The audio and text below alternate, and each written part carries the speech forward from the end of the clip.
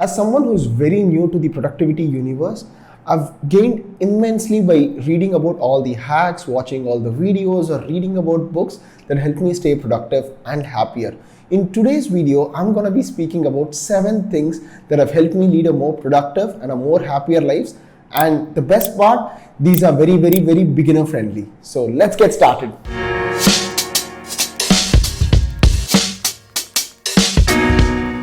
Hi folks, welcome back to my YouTube channel. I'm Praveen Ramesh, and on this channel I review non-fiction books and also speak about things that I am learning by reading non-fiction books. Right? So I find it very useful and productive. I hope you do too. So as I said at the start, I'm going to be speaking about 7 things that I have learned as a productivity noob, because just to give you some context, I wasn't someone who was into productivity, or I wasn't even introduced to this world of productivity, let's say around 3 or 6 months back, right? So over the course of 6 months, I've watched a couple of videos, read a couple of books around productivity, and I felt, okay, my life is much better by doing little things that help me do more.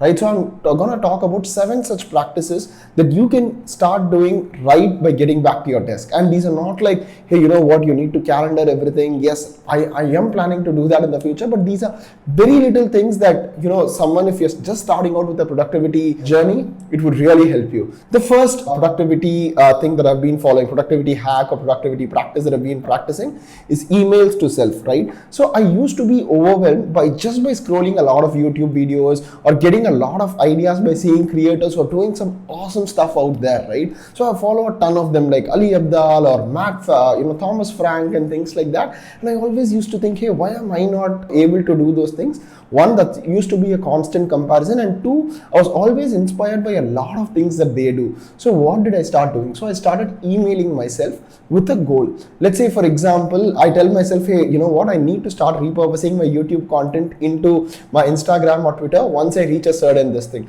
So the problem that I mainly solved was 6 or 8 months back, I would start a YouTube channel, I would start a newsletter, I would start an Instagram page, I would write Twitter threads, only to realize that probably 3 or 4 weeks into this, I'm totally burnt out, right? So to double down my focus, if I have an idea, I don't shoot it away. I email and schedule it to myself for a later time. So for example, if I feel like, hey, I want to kind of start repurposing my YouTube content, I email to myself and send it on June 1st, right? So by June 1st, if I've been consistent enough with my YouTube videos, then I would say, let's start my Instagram channel, right? Similarly, if let's say I'm extremely interested about doing a course or a certification, currently I don't have the bandwidth, just to ensure that I don't forget this idea, I email this to a later time in my schedule. So let's say I would probably schedule it for November. So I receive this email, then I would know, okay, is this the right time to do, or should I be scheduling this to a later time? So if it's not the right time, I email it to a future self. So emailing to your future self or emailing your ideas to a later time is the number one thing that I've followed, and it has helped me kind of put out the new ideas that come to my head whenever I'm scrolling through social media or when I get inspired from a new idea. Second thing, very simple and very life-changing, writing down reminders and taking notes, right? Again, taking notes, not the extensive ones that you see a few YouTubers say, but I recently got a new phone and there is this amazing reminder app and the notes app that I have. So what I try and do is note down every little thing. So, I just wanted to kind of give you a context of how many little things that I've noted down. For example, I noted down saying, hey, I need to give stuff for my dry clean. I have to clean my library and arrange the books. Reply to the GoDaddy for domain renewal, right? These are very little things that might slip my mind, with the urgency and important things that I do every day. So if I remember something, I immediately make it a point to ensure that I enter it in the reminder, so that, sometime during the day when I have some free time, I go through the reminders to see, hey, if I can complete all these things. So irrespective of, what kind of work it is, big or small, I always ensure that I add it to a reminder list, right? So that's hack number 2. Third thing is the 5-minute rule, right? I've made a video on this where I've linked it here. So I speak about the science of why this 5-minute rule works, right? I've used this majorly to overcome procrastination or doing things that I hate doing, or I am very reluctant to start. So this 5-minute rule has helped. I'm not going to be elaborating more. I would say I would have linked the video here. So please do have a look at it and let me know what you think. Fourth one, skipping the morning check-in and doing something very high leverage. I've been someone who's actively trying to cut down my phone time.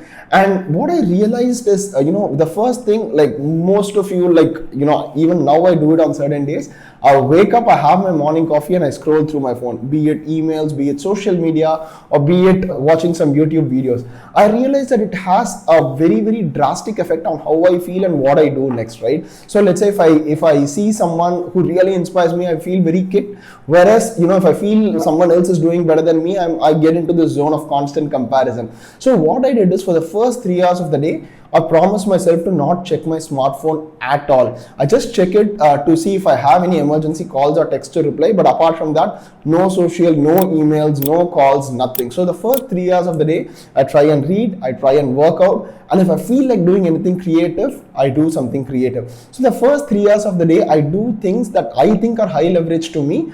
And doing that has made me feel much, much, much better. And I feel like a lot of things done in those 3 hours than, during the rest of the day. And it makes a huge difference to the kind of energy I have. So that's hack number 4, skipping the morning check-in and doing something that's high leverage for you. It could be, it's reading for me, it's working out for me. It could be something else for you. It could be shooting a YouTube video for you. So do something high leverage by skipping the morning check-in. 5, like having a not to do list, right? So this is a crazy one, right? So a lot of things that I started, what I realized was, hey, as much as I want to do certain things, I really hate doing certain things. Or rather than hate is a strong word, I would say I wasn't good enough at certain things, right? I had to just pull myself to do certain things. For example, writing scripts is something that I don't like doing. It's not because I don't get it, but it's just something that if I try and double down on, I know I could be good at it, but it's just that I am afraid of the effort that I need to put in. But take the example of a video editing, right? So I tried it for a couple of videos. One, it turned out to be pretty terrible. You could see the earlier videos. And second thing, I realized that, my learning curve for that was like pretty steep, right? So I rather have an expert do it for me at a much shorter time so that I could double down on what I am good at. Being in front of camera, I'm assuming I'm good at it, but whatever that is, right? Or writing scripts or just publishing videos consistently. So what I have done is I've made a list of things that I won't be doing. And how did I arrive at that? I was just saying, hey, if my improvement over time was very, very slow, and I would just imagine, hey, if I'm doubling down on this, would I enjoy doing this, right? The answer was yes for scripts. The answer was no for video editing. So I added that to my not to do list. For example, my other not to do list was, I will not access my phone after 8 p.m. in the night. Because what happens most of the times is, I have this habit of checking on emails, and then if there is a work email that's very urgent, I get stressed about it, and sometimes I end up being awake for a lot of time. So after 8 p.m, no email. So these are small things that I have added to my to-do list, right? So that's hack number 5. Number 6, highlight of the day, right? So this, I must say, has been life-changing for me. So highlight of the day is something that I picked up from Make Time, the book. So where they speak about, hey, what's the one thing that you would do in a day that would make your day very, very fulfilling, right? So for me, it could be something as simple as, let's say, writing a video script, right? So I dedicate like a 45-minute to 90-minute window, and if I do that, I would be pretty much happy. It doesn't mean that I don't do anything else, but I protect my time to write those scripts. So Jake Knapp beautifully explains about how to choose a highlight of the day. I'm going to be doing a video on the same as well. So again, a link in the description or somewhere here. Basically what I do is I decide, hey, what's going to be my highlight of the day, and I protect my time. Again, with a huge disclaimer, if you're watching it for the first time, it doesn't mean you won't do anything. It just means that you will protect your time very intensely for those highlight of the day. So that's number 6 that I've been trying to follow. And the 7th and the final one that has helped me hugely is batching. I saw this in one of Ali Abdal's video where he talks about grouping similar kind of tasks together and getting it done. For example, in my case, it could be doing all the household chores. So I have like a time block of 1.5 hours where if I have to call up someone, I get that done. If I have to attend to some repairs at home, I get that done. If I have to pay for some subscriptions and bills, I get that done. Or it could be shooting videos, right? I have like 1 or 2 hours in a week where I shoot like 5 or 6 videos, or be it scheduling videos or writing scripts. So if there are tasks that are similar in nature that you could schedule together, I try and do that. So what it has helped me, it's helped me in 2 ways. Since these all are very, very similar kind of tasks, once I get into the flow, 1.5 hours, I'm able to get done a lot more things, rather than, let's say, saying I shoot for 5 minutes and then I'll go make coffee, come back and, let's say, write one script and things like that. I'm saying, hey, for 45 minutes to 1 hour, I'll just shoot videos. So I shoot like probably 4 videos or 5 videos in those 1 hour. Or if I sit to write some scripts, I get to write around 6 to 7 scripts in those 1 to 1.5 hours. So doing similar kind of things, one, helps me get into a flow,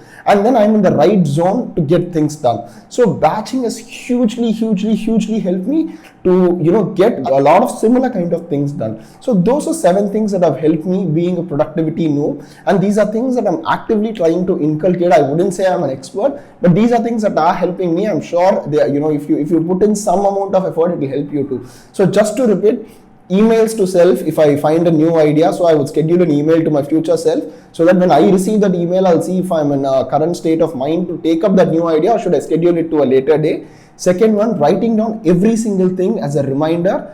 Third thing is the 5-minute rule, which I've made a video about, which is linked somewhere. The fourth one is skipping the morning check-in to ensure that I do something that's high leverage, so that I'm not pulled away by what's urgent and I do what is important to me.